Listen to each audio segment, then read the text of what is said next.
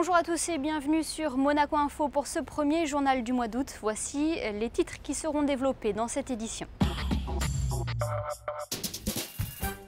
Nous reviendrons sur le concert Summer Dream dans la cour d'honneur du Palais Princier, concert au profit de la Fondation Prince Albert II de Monaco. Nous irons faire un tour du côté du Sporting d'hiver pour l'inauguration du salon Point Art Monaco. Puis coup de projecteur sur la manufacture de porcelaine Bernardaud. Une exposition est actuellement organisée en Monte-Carlo Bay à l'occasion des 150 ans de la Société des Bains de Mer. Et enfin, nous partirons à la découverte de pierres précieuses uniques présentées par le joaillier Marco Molinario. Et pour débuter ce journal, un concert exceptionnel dans un lieu d'exception au profit de la Fondation Prince Albert II. Le Summer Dream a eu lieu mercredi dans la cour d'honneur du Palais Princier. Une soirée rythmée entre musique classique et swing, du violoniste Nemanja Radulovic à la diva Julia Miguenes. Fabien Bonilla et Serge Prémont reviennent sur cette soirée. Près de 1000 personnes ont assisté mercredi soir au concert Summer Dream en présence du Prince Albert II. Le lieu, un écrin qui fait tout simplement rêver, la cour d'honneur du Palais Princier. L'idée était tout d'abord de faire quelque chose au profit de la Fondation Prince Albert II. Et ensuite, l'idée était d'exploiter au maximum, me semble-t-il, le potentiel extraordinaire du Palais Princier. Et le principe est de réunir toutes les bonnes volontés artistiques en donnant un concert dans ce cadre extraordinaire et merveilleux que le Palais Princier et en essayant de satisfaire à la fois un public de résidents monégasques, mais aussi de visiteurs étrangers et de touristes qui nous font l'honneur de leur visite. C'est une initiative remarquable et très heureuse. On réédite grâce à la volonté et à l'enthousiasme de toute une série de gens l'édition, la première édition qui a été faite l'an dernier, d'avoir un concert grâce au Prince souverain qui accueille dans son palais des artistes et tout ça au profit de la Fondation. Donc on en est très heureux et en plus on va passer, je pense, une soirée agréable avec un programme extrêmement varié. Une soirée qui a débuté avec un violoniste aux allures de rocker, Nemanja Radulovic, un virtuose que l'on croirait tout droit sorti d'un roman de Bram Stoker. Et pour rajouter un peu plus d'étrange dans ce tableau, il était accompagné par un ensemble appelé le Tri du Diable. Entre Vivaldi, Jean-Sébastien Bach ou encore des musiques de films comme la liste de Schindler, un programme classique dans l'archet d'un homme moderne.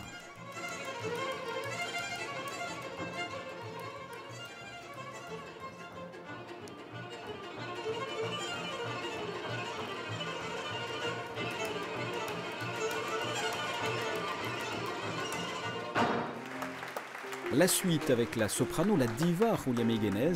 Si l'on devait garder un extrait de son immense carrière, ce serait sans doute son interprétation de Carmen au cinéma, aux côtés de Placido Domingo. Julia Miguenes a investi tout l'espace de la cour d'honneur et s'est imposée entre son charisme, son humour et bien sûr sa voix.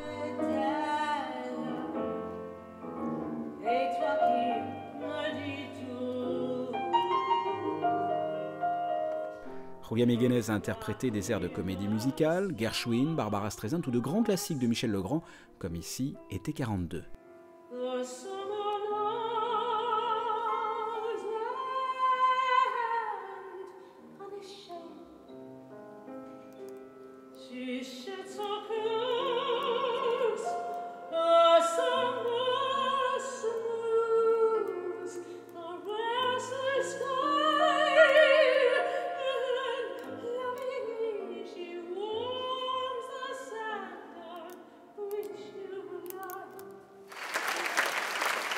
Le Summer Dream, deuxième édition.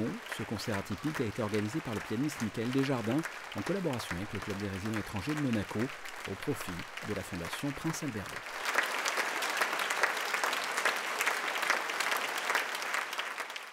II. Dans l'actualité, en bref, deux dates à retenir. Celle du vendredi 2 août tout d'abord, c'est ce jour-là qu'aura lieu le 65e gala de la Croix-Rouge monégasque.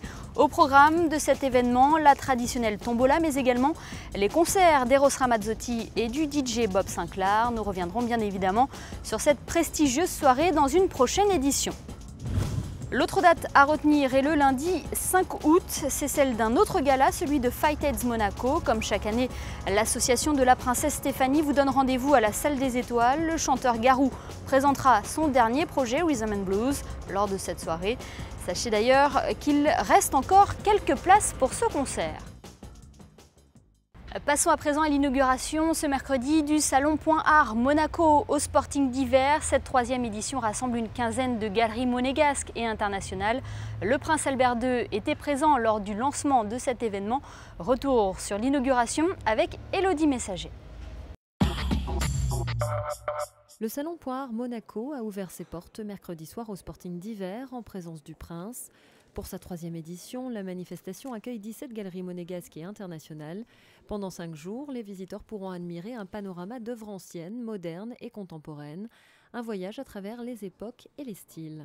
C'est un mix aussi des ambiances. On a l'école russe du 19e siècle, on a des impressionnistes, on a aussi des sculptures, des objets très importants et aussi des antiquités. On a un peu tout ce que l'art peut offrir. On a des collectionneurs internationaux qui viennent expressément au salon. Alors ça c'est très bien parce qu'on va voir des gens qui sont habitués à aller à Maastricht, à la Biennale de Paris, en Italie. Et plusieurs de ces collectionneurs sont là ce soir. Ce salon, créé par un groupement de galeries monégasques, est destiné à promouvoir l'art en principauté. On y découvre des pièces d'exception, des créations de Monet, Picasso ou encore El Greco, des œuvres dénichées aux 4 coins du monde par des collectionneurs et experts reconnus. Je présente une sélection de meubles et d'objets du XVIIIe siècle principalement.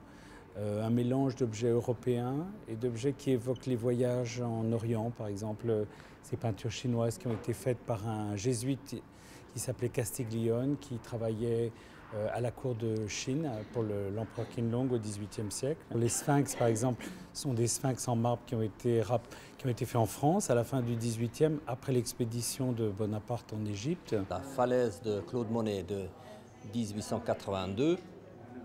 Ensuite, il y a un fragment de Nymphéa. On a un très beau Henri Martin, un magnifique nu de Le Basque au collier. Le grand problème, c'est de trouver des choses inconnues sur le marché. Donc, chez des privés, de temps en temps chez des confrères, très rarement en vente aux enchères. Je n'expose que des pièces art déco. Donc, nous avons des fers forgés de la maison Brandt. Nous avons 4 lampadaires ici qui sont des pièces uniques, qui était une commande spéciale avec une console. Nous avons plusieurs objets de la même maison, Brandt, qui était le plus grand ferronnier du XXe siècle. Comme nous on vient d'ouvrir là il y a 3-4 mois, il y a quasiment très peu de gens qui nous connaissent. Donc on a voulu faire une espèce de petite vitrine, c'est pour ça qu'on a exposé très peu de choses pour nous faire connaître. Le souverain et plusieurs membres du gouvernement présents pour l'inauguration du Salon Point Art Monaco sont allés à la rencontre des exposants. La manifestation se déroule jusqu'au 5 août.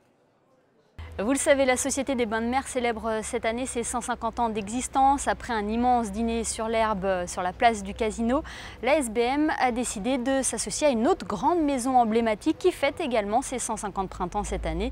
Il s'agit de la manufacture de porcelaine Bernardo. Une collection d'assiettes est actuellement présentée au Monte Carlo Bay, une collection spécialement créée pour l'occasion. Voyez ce reportage d'Élodie Messager. Déguster une cuisine créative dans des assiettes qui ressemblent à des œuvres d'art, c'est ce que propose le restaurant Blue Bay. La Société des Bains de Mer et la manufacture de porcelaine Bernardo fêtent leurs 150 ans cette année, un anniversaire que les deux maisons ont décidé de célébrer ensemble en orchestrant cette belle rencontre entre les arts de la table et l'art culinaire. Je trouvais très original avec ces différents artistes comme ça, vraiment qui sont très intéressants et les associer avec les plats de Marcel. Ça aurait pu faire un joli mariage d'expériences, d'artistique, des couleurs et aussi avec la cuisine de Marcel qui est assez originale et différente de ce qu'on trouve dans tous les restaurants, non seulement à Monaco. La collection d'assiettes présentée sur les tables du restaurant Blue Bay a été imaginée par des artistes de renom aux univers très différents. Jeff Koons, Sarkis, David Lynch, Sophie Calle ou encore Facianos ont apporté leur touche créative au savoir-faire de la plus ancienne entreprise de porcelaine de Limoges. Cette collaboration avec ces artistes, c'était une façon aussi de réinventer le décor de la table, de redonner une curiosité à la table. Des artistes, d'abord on a voulu qu'ils soient différents dans l'expression artistique, parce que aussi bien il y a des vidéastes que des sculpteurs, que des peintres, ou que des artistes dans des domaines encore bien différents. Pourquoi ? Parce que justement c'était voir comment sur un même support ils pouvaient exprimer une créativité très différente et comment ils pouvaient aussi retranscrire leur cursus artistique en décor sur un petit espace comme l'espace d'une assiette. Illustration parfaite de cet art de vivre que la maison Bernardaud et la SBM perpétuent depuis 150 ans, ce cœur caraïbe, passionnément chocolat, imaginé par le chef Marcel Ravin dans des mains photographiées par Prune Nourri et JR, un dessert présenté comme une offrande. J'ai souhaité associer le chocolat, un chocolat caraïbe, avec le fruit de la passion. Et nous avons joué sur des textures moelleuses, croustillantes, fondantes. Ces desserts, j'ai trouvé très approprié pour l'assiette dans laquelle on a les mains et tout qui sont liés comme ça. Et donc parce que ça correspond un petit peu à tout ce que j'aime, le partage, la rencontre, la découverte et tout. Alors, imaginez un dessert à travers l'assiette, je pense que le dessert était déjà là et l'assiette, c'est carrément lié, ou je dirais plutôt amené au dessert. Les 12 tables d'artistes seront présentées au restaurant Blue Bay jusqu'au mois de novembre. Partons à présent à la découverte d'une autre exposition, celle de Marco Molinario. Le joaillier monégasque présente dans sa boutique des pierres précieuses uniques. Claire Statopoulos vous en dit plus. Tourmaline, spinel, tsavorite ou tanzanite, ces noms ne vous disent peut-être rien. Et pourtant, ces pierres exceptionnelles sont un véritable trésor à contempler chez le joaillier monégasque Marco Molinario. Le but, découvrir et en apprendre plus au sujet de ces gemmes rarissimes aux couleurs et nuances spectaculaires. Par exemple, la tanzanite que nous proposons dans sa variété naturelle, ce qui est absolument rare puisque la tanzanite, voici un petit secret, et la plupart des fois elle est chauffée.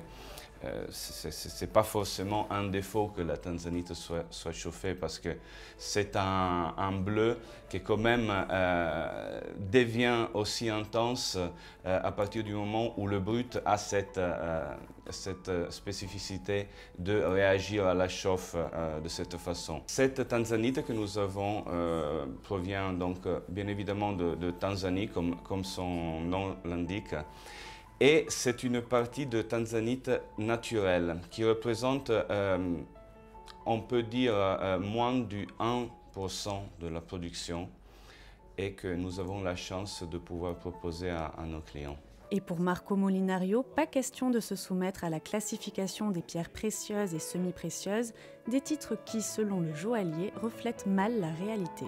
Je ne peux pas considérer un spinel rouge de Tanzanie de 50 carats d'un rouge incroyable étant une pierre semi-précieuse. Elle a une rareté qui est incroyable. Ou comme une tourmaline Paraíba de la plus belle couleur turquoise, que juste pour se comprendre, est une pierre qui a eu la plus spectaculaire des évolutions depuis qu'elle a été découverte, puisque la tourmaline Paraíba a été découverte en 1989 sur un site au Brésil, dans l'état de Paraíba, d'où le nom aussi. Souvent les pierres ils prennent leur appellation depuis leur lieu d'origine. Cette pierre, à l'époque de cette découverte, donc on est en train de parler de 24 ans en arrière, elle ne valait pas grand-chose, on va dire, beaucoup moins qu'aujourd'hui. Pour les plus beaux exemplaires, on peut parler d'une augmentation de valeur entre 3 et 5 000 fois la valeur d'origine. Donc ça, c'est spectaculaire. C'est notamment l'une de ces pierres d'exception qui habille la couronne anglaise, que l'on croit souvent à tort ornée d'un rubis.